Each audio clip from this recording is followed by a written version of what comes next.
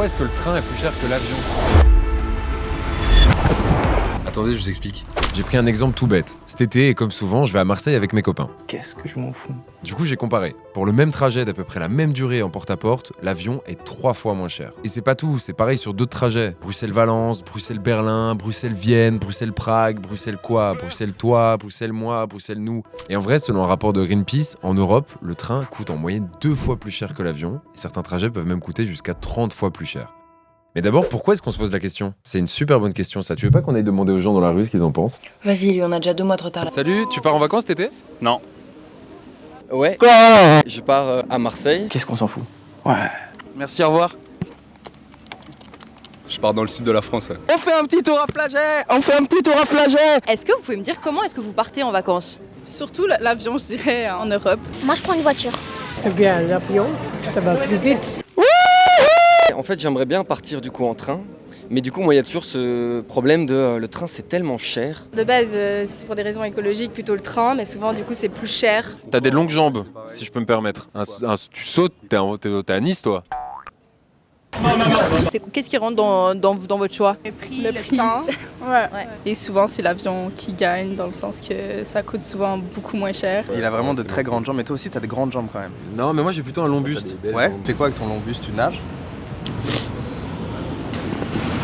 Est-ce que ça t'a déjà bloqué dans un voyage où t'as vu les prix? T'étais là, en fait, j'adorais partir en train, mais laisse tomber. Bah ouais, en vrai, ouais, ça m'arrive assez souvent. Souvent, si je prends l'avion, c'est d'abord par dépit de le train, en vrai, je sais pas me le permettre, tu vois. Bon, ce qui revient le plus, c'est quand même que quand ils peuvent se le permettre, les gens préfèrent prendre le train. Pour le confort déjà. Moi je trouve ça plus confortable. Puis c'est un peu plus pisse le train aussi, tu vois, tu te fais un peu bercer, c'est un peu cool, alors qu'un avion, enfin, tu vois. Et pour l'impact écologique. Pour des raisons écologiques, écologiquement aussi. Pour l'écologie, c'est tout. Et c'est vrai que l'avion est nettement plus polluant que le train. D'ailleurs, pour un même trajet, il va polluer jusqu'à 100 fois plus. Et le secteur de l'aviation est responsable de 5% des émissions au niveau mondial. Mais du coup, pourquoi le train est beaucoup plus cher que l'avion? Bon, déjà, ce qui coûte cher avec les trains, c'est l'infrastructure. Bah ouais, faut payer les trains, les rails, les gares, les passages à niveau, l'électricité.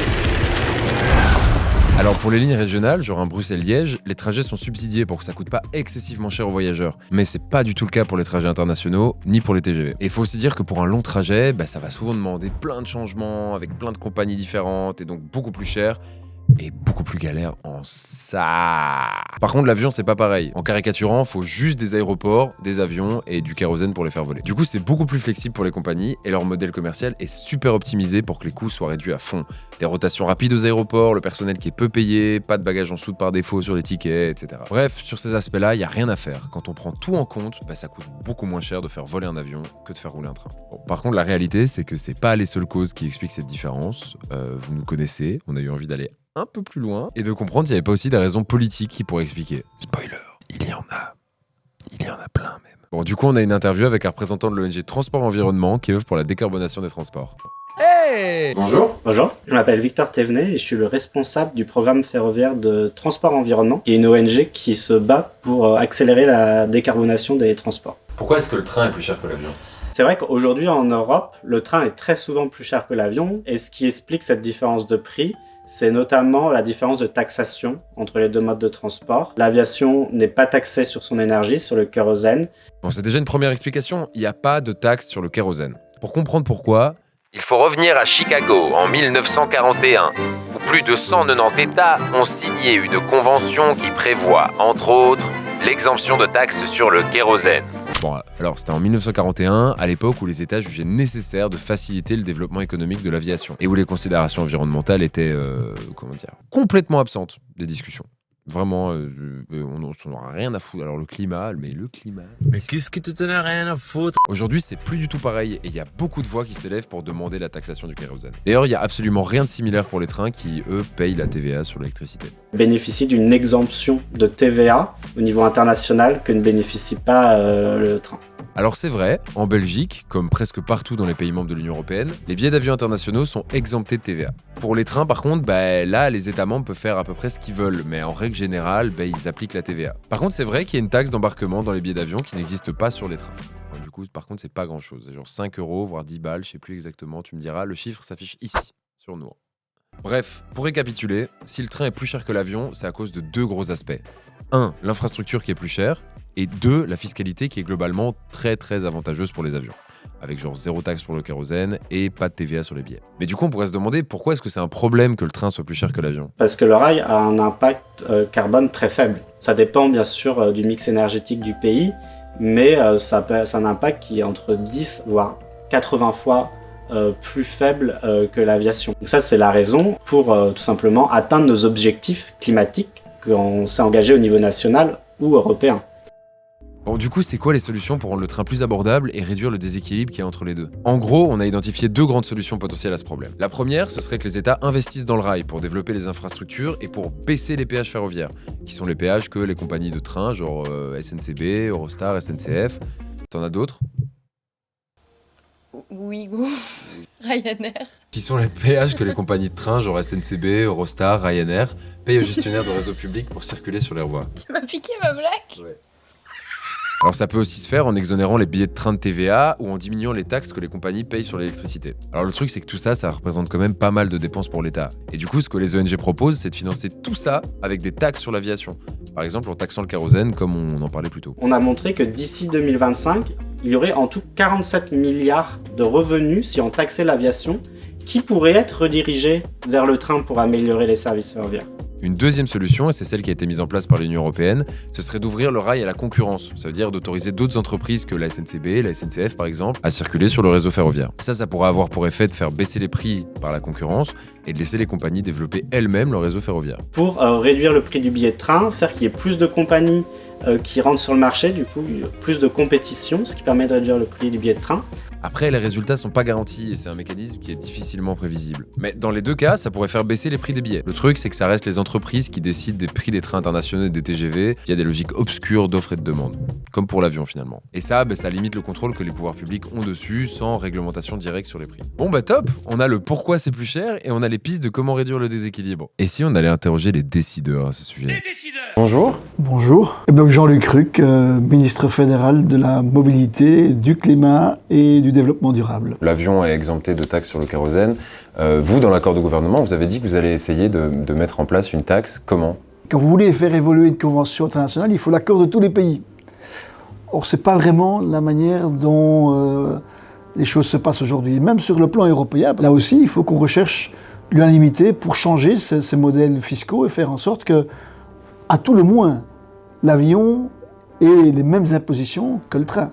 En gros, le gouvernement n'a pas de projet pour taxer le kérosène sans l'Europe. Alors, c'est vrai qu'il y a une initiative au niveau européen pour harmoniser une taxe, mais elle a besoin d'être acceptée à l'unanimité des pays membres. Et le truc, c'est qu'il y a des États qui bloquent. Par rapport à la TVA, vous allez augmenter la TVA sur les billets d'avion ? Ça, ce n'est pas dans l'accord de gouvernement en tant que tel, mais on peut y travailler. Donc vous ne fermez pas la porte ? Non seulement je ne ferme pas la porte, mais je dois aussi regarder à ce qu'on appelle une attractivité. L'aéroport de Zaventem, c'est 70 000 emplois. Attention de ne pas casser tout ce qui existe. Alors il n'y a pas non plus de projet du gouvernement pour instaurer la TVA sur les billets d'avion. Alors il faut quand même préciser qu'à côté de la TVA sur le billet, il y a aussi la taxe d'embarquement que les passagers vont payer quand ils prennent l'avion. Alors le gouvernement a prévu de l'augmenter sur cette législature, mais cette augmentation elle reste très faible comparée à ce qui se fait dans d'autres pays. Est-ce que le gouvernement a une volonté de réduire le prix des billets de train et si oui comment ? Là l'Europe a été assez ingénieuse, c'est de dire en 2032, nous aurons plus de concurrence sur le train. Mais ce qui coûte cher aussi dans le prix du billet, par exemple si on prend un Eurostar Bruxelles-Paris, c'est comme vous le disiez l'infrastructure, c'est le péage kilométrique que Eurostar, la société privée, doit payer au gestionnaire du réseau Infrabel. Est-ce que vous pensez que c'est la responsabilité de l'État aussi de réduire, de subventionner ce genre de ligne, de réduire le prix du péage qui sera de toute façon le même quelle que soit la compagnie ? C'est normal qu'il y ait une taxe parce que vous devez le payer aussi et donc l'État paye déjà fort cher et on demande la contribution des compagnies qui utilisent la rail, c'est rien en comparaison du coût de l'infrastructure. Alors il faut savoir que le dernier gouvernement avait permis aux compagnies de trains de nuit de ne pas payer pour l'utilisation des infrastructures d'Infrabel et ce gouvernement-ci, ils veulent annuler ça. Donc en résumé, pour la taxe sur le kérosène, pas sans l'unanimité à l'Europe, pour la TVA, pas de volonté politique et pour les péages ferroviaires, pas d'argent. Donc en gros, il dit que tout doit se faire au niveau européen pour que la Belgique reste compétitive. Mais du coup, ils veulent faire quoi au niveau européen ? Ce serait pas trop stylé qu'on ait interviewé la porte-parole de la commission ? Elle en peut plus. Hello. Hello, my name is Anna-Kaisa Itkonen. I'm the spokesperson for Energy, Climate, Transport and Taxation in the European Commission. And what are the lever? Pause. Pour des raisons évidentes de compréhension et d'accent anglais absolument catastrophique. The train ticket. Bah, je vais doubler mes questions. What we want to do. Bon, du coup, là, je lui ai demandé ce que la Commission européenne peut faire pour réduire le prix des billets de train. We can offer financial support for network and building infrastructure. And we can then offer guidelines and harmonize standards, for example, and rules. It is really about making sure that citizens have a decent choice. Mais du coup, est-ce que dans cette logique-là, favoriser le train plutôt que l'avion, c'est un bon moyen pour atteindre les objectifs climatiques? Well, I mean, we need all modes of transport. And I'm not sure that it's a correct way to pit these two. I do understand the logic, and I do understand the question that yes, rail travel often can be, I mean, the ticket can be more expensive. But what we firmly believe is that when we do have a well-connected network, many consumers, many citizens already prefer the rail travel. Bon, en résumé, la priorité de l'Union européenne pour le moment, c'est surtout d'améliorer et de simplifier les réseaux ferroviaires. Alors ça, ils veulent le faire en investissant dans les infrastructures et en simplifiant les connexions, notamment avec une nouvelle politique qui vise à faciliter la réservation de billets de train. Parce que vous l'avez dit tout à l'heure, c'est hyper galère, il y a plein de compagnies, plein de trucs directs, etc. Donc voilà, il faut un peu faciliter tout ça, quoi. Bon, du coup, il me restait plus qu'une question. Est-ce qu'il y a un projet de taxe sur le kérosène au niveau européen? C'est la même question que j'ai posée au ministre belge, mais il m'a dit que ça se faisait au niveau européen. Du coup, là, je la pose au niveau européen, normal, puisque en vrai, j'ai envie d'avoir la réponse. This is something I have to check. Ok. Bon, finalement, par mail, elle nous dira que déjà, comme on l'avait dit, pour la taxation du kérosène, ça bloque au niveau du Conseil, là où c'est tous les États membres qui doivent voter à l'unanimité, mais aussi qu'ils n'avaient pas de projet d'harmoniser la TVA, ni pour les billets d'avion, ni pour les billets de train. En fait, tous ces éléments, ça nous a fait nous demander s'il y avait une vraie volonté politique de rendre le train plus accessible. Et selon Victor de Transport et Environnement... Parfois, oui, il manque de volonté politique pour avoir les investissements dans le ferroviaire. Et surtout, il manque de volonté politique pour rendre l'aviation plus chère. Pourquoi? Ça touche l'aviation à un secteur de l'économie qui est relativement important. Néanmoins, on n'a pas vraiment de choix pour atteindre nos objectifs environnementaux. Mais l'industrie de l'aviation, je pense qu'aujourd'hui, elle est dans le déni de son impact qu'elle a sur le climat. Est-ce que c'est le rôle de l'État de subsidier les voyages pour aller en vacances pour quelqu'un qui voudrait faire un Bruxelles-Marseille ou un Bruxelles-Valence par exemple? Oui, l'État doit le faire pour atteindre les objectifs de décarbonation, parce que sinon, les voyageurs, ils vont plus simplement prendre l'avion car c'est moins cher, tout simplement. En conclusion, cette différence de prix, elle est liée à une longue histoire politique. Sauf que concrètement, là, l'avion il dégrade sérieusement l'environnement, mais il bénéficie toujours de toute une série d'avantages. Alors cette situation, elle a aussi un vrai impact social, parce qu'en vrai, 8 personnes sur 10 dans le monde n'ont jamais pris l'avion. 80% de la population mondiale. Laissez rentrer cet évier. Par contre, 1% de la population est responsable de la moitié de la pollution de l'aviation, alors que le dérèglement climatique, lui, il touche tout le monde, en vrai. Puis il faut aussi dire que la majorité des trajets en avion, ils se font sur des destinations que le train ne pourra jamais remplacé. Essaye de faire Bruxelles-Montréal en train. Donc ça vaut aussi le coup de se poser la question des endroits où on va et si c'est vraiment nécessaire de voyager à l'autre bout du monde pour se dépayser. Ah, et en fait, parce qu'on va pas partir sans vous donner les bons plans, si vous voulez voyager en train, il y a déjà des initiatives qui existent pour faciliter tout ça. Il y a le Pass Interrail qui permet de voyager en train avec un billet unique à travers toute l'Europe, et souvent, du coup, ça revient moins cher. Et puis, il y a aussi des nouveaux trains de nuit, et ça, on peut vous mettre les infos en description. Bonnes vacances, bisous. Bonnes vacances, bisous. Regardez comme on est neutre.